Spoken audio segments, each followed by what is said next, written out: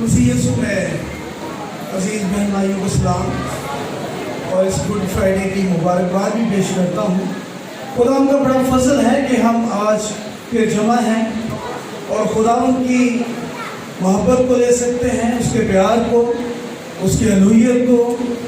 اس کے الہی فضل کو۔ آج ہم تھوڑی دیر کے لیے موقع سے فائدہ اٹھاتے ہوئے خدا ان کے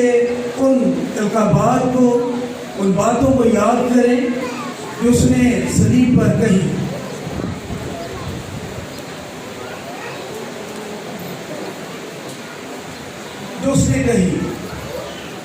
سب سے پہلے ہم جانتے ہیں، اور یہ ہم جب سے ہم نے ہوش سنبھالی ہے ہم ان صلیبی کلمات کو سیکھتے آئے ہیں، سنتے آئے ہیں اور سمجھتے آئے ہیں۔ ہر بار ہی وہی باتیں ہیں، ہر بار وہی خدا کا زندہ پاک کلام ہے، لیکن ایک بات بڑی اہم ہے کہ خدا ان کا پاک کلام جو لا تبدیل کلام ہے، جو محبت سے زندگی سے بھرا ہے اور زندگی بخش پاک کلام ہے، جب بھی اس کو کھولتے ہیں، جب بھی اس کو پڑھتے ہیں تو اس کے نئے پہلو، نئی ڈائمنشنز، نئی انٹرپریٹیشنز ہمارے سامنے آ جاتی ہیں، اور یہ سلسلہ آخر تک یوں ہی چلتا رہے گا۔ اس سے پہلے کہ وقت زیادہ ہو جائے میں چاہوں گا کہ ہم اپنے ٹاپک کی طرف آ جائیں۔ تو پہلا کلمہ، سب سے پہلے کلمہ کیا ہے؟ کلمہ عربک زبان کا لفظ ہے جس کا مطلب ہے کہ منہ سے بامعنی ادا کیے گئے الفاظ، منہ سے یا زبان سے بامعنی الفاظ جو نکلتے ہیں وہ کلمہ کہلاتے ہیں۔ مسیح یسوع نے جب وہ صلیب پر تھا تو اس نے تقریباً 3 گھنٹے صلیب پر وہ رہا، اور اس نے ان 3 گھنٹوں میں 7 بار اپنی زبان سے الفاظ ادا کیے۔ تو یوں کہتے ہیں کہ 7 کلمات جنہیں ہم صلیبی کلمات کے نام سے جانتے ہیں وہ مسیح یسوع نے صلیب پر ادا کیے۔ تو سب سے پہلا جو کلمہ ادا کیا گیا وہ کہلاتا ہے معافی کا کلمہ۔ سب سے پہلے جو کلمہ ادا کیا گیا وہ ہے معافی کا کلمہ۔ یہ 7 کلمات جو تھے ان میں پہلے 3 کلمات خداوند یسوع المسیح دوسروں کے لیے، لوگوں کے لیے ادا کرتے ہیں، لیکن جو باقی 4 کلمات ہیں وہ مسیح یسوع نے اپنی ذات کے بارے میں کہے۔ تو سب سے پہلا جو کلمہ ہے معافی کا کلمہ، اور اسے ہم دیکھتے ہیں لوکا کی انجیل اس کے 23 باب اور 34 آیت میں۔ پاک کلام آپ کے ہاتھ میں آپ نکال سکتے ہیں۔ تو وہاں کیا لکھا ہے؟ لوکا کی انجیل اس کا 23 باب اور اس کی 34 آیت، پہلا کلمہ تو لکھا ہے کہ اے باپ ان کو معاف کر کیونکہ یہ نہیں جانتے کہ کیا کرتے ہیں۔ میرے ساتھ کہیے، اے باپ ان کو معاف کر کیونکہ یہ نہیں جانتے کہ کیا کرتے ہیں۔ تو یہ کہلاتا ہے معافی کا کلمہ۔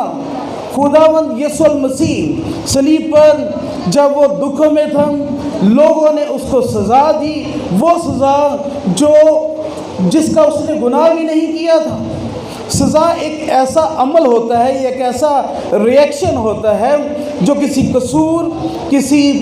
غلطی یا کسی گناہ کی وجہ سے کسی کو ریئیکشن میں ملتا ہے، اس کے ساتھ سلوک کیا جاتا ہے۔ لیکن خداوند یسوع المسیح کی ذات میں کوئی بھی ایسی غلطی نہ تھی، کوئی بھی ایسا گناہ نہ تھا کہ اس کو صلیب پر چڑھایا جاتا، لیکن یہ ازل سے پروگرام تھا، خدا کا یہ بنایا ہوا ایک منصوبہ تھا کہ انسانوں کی مخلصی کے لیے کوئی ایسا ہو جو ان کے لیے اپنی جان دے، اپنا کفارہ دے، اپنے خون کو پیش کرے تاکہ انسان کی مخلصی ہو سکے۔ اس لیے خداوند یسوع مسیح خود صلیب پر چڑھ گئے تاکہ میرے اور آپ کے گناہوں کا کفارہ ہو سکے۔ پہلا کلمہ معافی کا کلمہ ہے، اور یہ کلمہ با آواز بلند مسیح نے کہا کہ اے باپ ان کو معاف کر کیونکہ یہ نہیں جانتے کہ کیا کرتے ہیں۔ ان میں وہ لوگ تھے جنہوں نے چند دن پہلے ہی اس کا والہانہ استقبال کیا تھا جب وہ گدھے پر سوار ہو کر یروشلم میں داخل ہوا، اور اس کے راستے میں انہوں نے اپنی چادریں اپنے کپڑے بچھائے اور کھجور کی ڈالیاں لے کر لہرائی اور ہوشنا کے نعرے لگائے کہ اے خدا ہمیں بچا۔ لیکن یہاں پر اب کیا وہ کرتے ہیں؟ رومی حکومت اور یہ یہودی لوگ مل کر یسوع مسیح کو مصلوب کرتے ہیں، اور یہ ان کے لیے فکر کرتا ہے، یہ ان کی بات کرتا ہے، یہ اپنے شاگردوں کی بات کرتے ہیں جو اسے چھوڑ کر چلے گئے، یہ ان کی بات کرتے ہیں ان سپاہیوں کی جو کیل ٹھونکتے ہیں، جو اس کے سر پر کانٹوں کا تاج رکھتے ہیں، اس کے منہ پر تھوکتے ہیں اور ٹھٹھے مارتے ہیں اور کہتے ہیں کہ اگر تو خدا مسیح ہے، اگر تو خدا کا بیٹا ہے تو اپنے آپ کو صلیب پر سے نیچے اتار لا۔ ان لوگوں کے لیے خدا یسوع مسیح نے کہا اے باپ ان کو معاف کر کیونکہ یہ نہیں جانتے کہ کیا کرتے ہیں۔ یہ تو وہ لوگ تھے جو سامنے تھے، لیکن اگر اس کو دور اندیشی میں دیکھا جائے تو یہ کلمہ سب انسانوں کے لیے کہا گیا، میرے اور آپ کے لیے بھی یہ کہا گیا۔ دوسری بات، تاریخ یہ بتاتی ہے، جب ہم تاریخ کا مطالعہ کرتے ہیں تو ایک بہت بڑا یہودی مورخ لکھتا ہے، تاریخ دان لکھتا ہے کہ جب کسی شخص کو صلیب پر مصلوب کیا جاتا تھا تو وہ جیسے ہی صلیب پر جاتا، ظاہر اس کو تکلیف ہوتی، اس کو کیل لگائے جاتے، اس کو کھینچا جاتا، اس کو کوڑے مارے جاتے، اس کی تذلیل کی جاتی، تو کیا اس کی زبان سے اچھے الفاظ نکلتے؟ نہیں، وہ لعن طعن کرنا شروع کر دیتا، وہ گالیاں دینا شروع کر دیتا، ان لوگوں کے اوپر لعن طعن کرتا، لعنت کرتا، گالیاں دیتا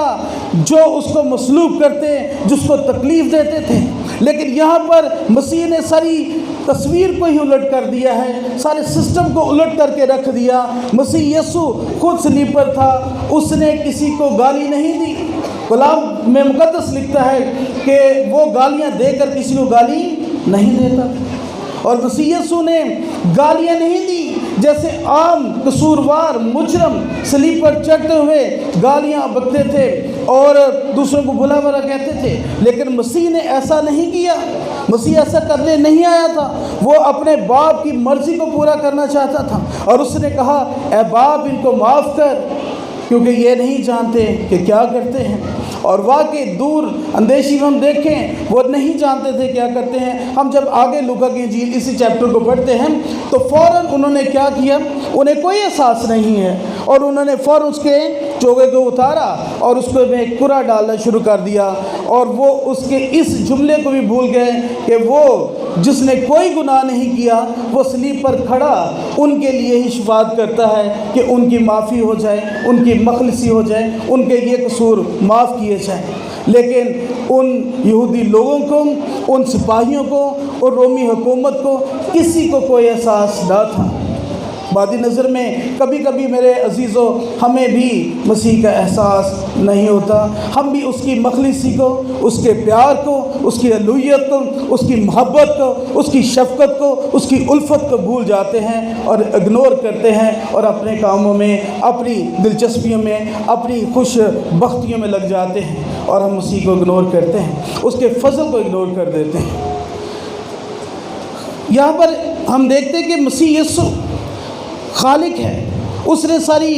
کائنات کو پیدا کیا، اور جب ہم یوحنا کی انجیل اس کا پہلا باب پڑھتے ہیں، پہلی آیت میں لکھا ہے کہ ابتدا میں کلام تھا،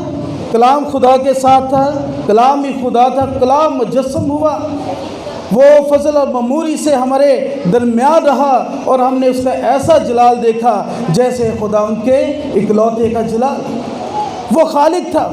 اور دیکھیے وہ خالق تھا اور مخلوق اس کو مصلوب کر رہی ہے، وہ اسی مخلوق کی خاطر مصلوب ہوتا چلا جا رہا ہے، اور اس کی محبت کی انتہا دیکھیے، اس نے خود کو پیش کیا تاکہ ہم زندگی پائیں اور کثرت کی زندگی پائیں۔ یہ کلمہ خدا کی محبت کو پیش کرتا ہے، اور خداوند نے دنیا سے ایسی محبت رکھی کہ اس نے اپنا اکلوتا بیٹا بخش دیا تاکہ جو کوئی اس پر ایمان لائے ہلاک نہ ہو بلکہ ہمیشہ کی زندگی پائے۔ हालेलुया। तो ये कलमा खुदा की मोहब्बत को पेश करता है, ये खुदावन के खालिक होते हुए मसलूब होने को पेश करता है, उसकी इलाही उस मंसूबे की तकमील को पेश करता है जो उसने अज़ल से मेरे और आपके लिए बनाया था। एक और पहलू इस कलमे के तहत हम देखते हैं कि ये कलमा खुदावन को इब्ने खुदा पेश करता है, और यही बड़ा इल्ज़ाम था जो मसीह यीशु पर यहूदी लगाते थे कि ये खुद को खुदा का बेटा कहता है। और देखिए, खुदावन का बेटा वो है, इसीलिए तो वो पुकारता है ए बाप। उसने इस बात को साबित किया और कहा ए बाप इनको माफ़ कर, क्योंकि ये नहीं जानते कि क्या करते हैं। और खुदावन ने अपने बेटे को भेजा, और यशायाह नबी की किताब में लिखा है खुदावन को पसंद आया कि वो उसे कुचले। और खुदावन ने मसीह यीशु, जब हम देखते हैं वो जानकुनी की हालत में हैं और खुदावन से दुआ करते हैं कि बाप हो सके तो ये प्याला मुझसे टल जाए, लेकिन तो भी मेरी नहीं बल्कि जैसे तेरी मर्ज़ी है वो पूरी हो। खुदा यीशु मसीह यहाँ अपने बाप की मर्ज़ी को पूरा करते हुए नज़र आते हैं, और ये कलमा इस बात की गमाज़ी करता है कि वो इब्ने खुदा हमारे लिए आया, उसने आसमान को छोड़ा, वो ज़मीन पर आया ताकि मेरे और आपके लिए कफ़ारा दे सके, मेरे और आपके लिए खून बहाए, ताकि उस खून के बहाने से, उसके मार खाने से हम शिफा पाएँ, ज़िंदगी पाएँ और कसरत की ज़िंदगी पाएँ। वो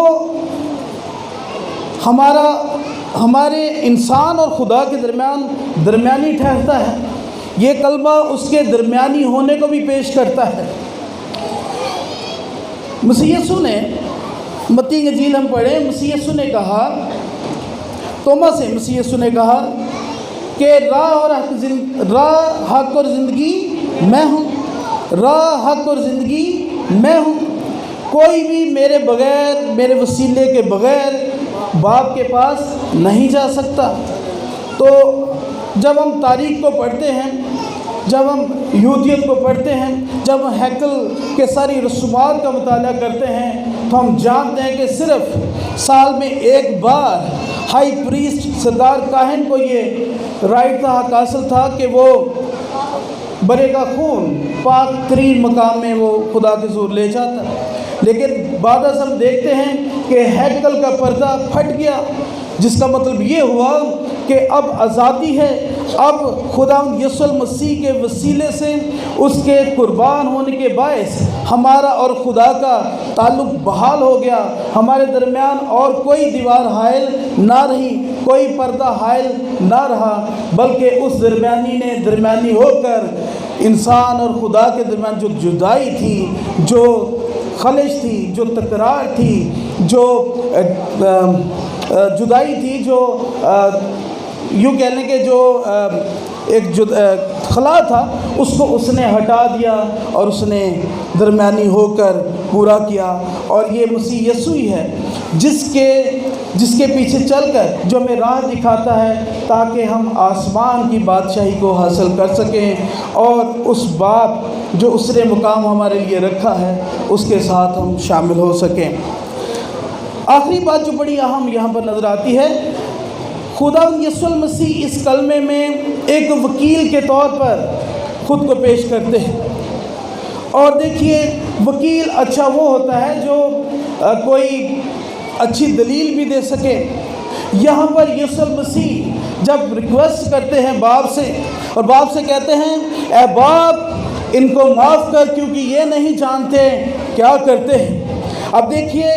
पहली बात उसने कहा कि बाप इनको माफ़ कर, ये रिक्वेस्ट की गई है, और रिक्वेस्ट के साथ एक रीज़न भी पेश की गई है, एक दलील भी दी गई है। वो क्या है कि ये नहीं जानते ये क्या करते हैं। इंसान अपनी अकल, अपने शऊर से दी बेस्ट करता है, लेकिन वो बातें जो उसको अच्छी भली मालूम होती हैं खुदा के हुजूर वो भली नहीं होती। यहाँ पर इंसान अपने मसीहा को, अपने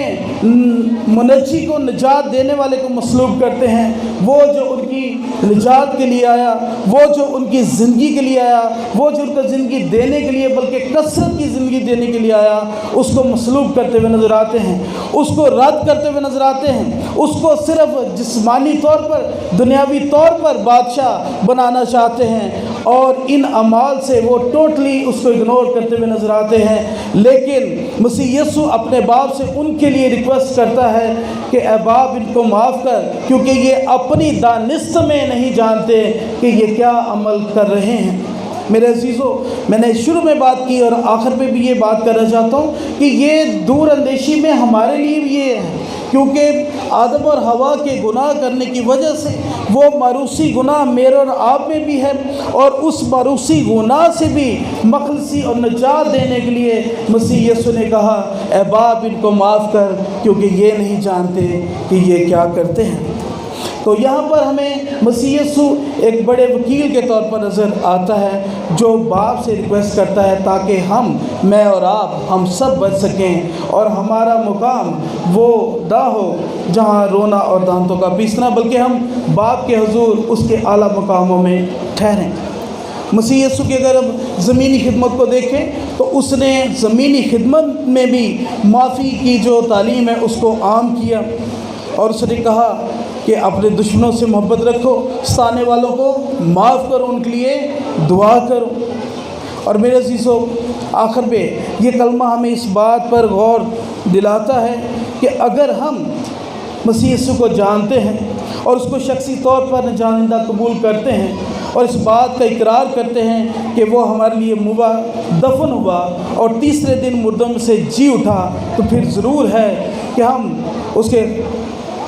मुताबिक अपनी ज़िंदगी को बसर करें, और जैसे वो माफ़ करता है, जैसे वो मोहब्बत करता है, वैसे हम भी अपने साथियों से, अपने अज़ीज़ व अक़ारब से, आसपास लोगों से मोहब्बत करें और माफ़ करना सीखें, क्योंकि हमारा खुदा यही चाहता है कि हमारा मिजाज वैसा ही हो जैसा मसीह यीशु का था। मसीह यीशु के नाम से मुझे और आप सबको इस कलमे के वसीले से बरकत मिले। आमीन।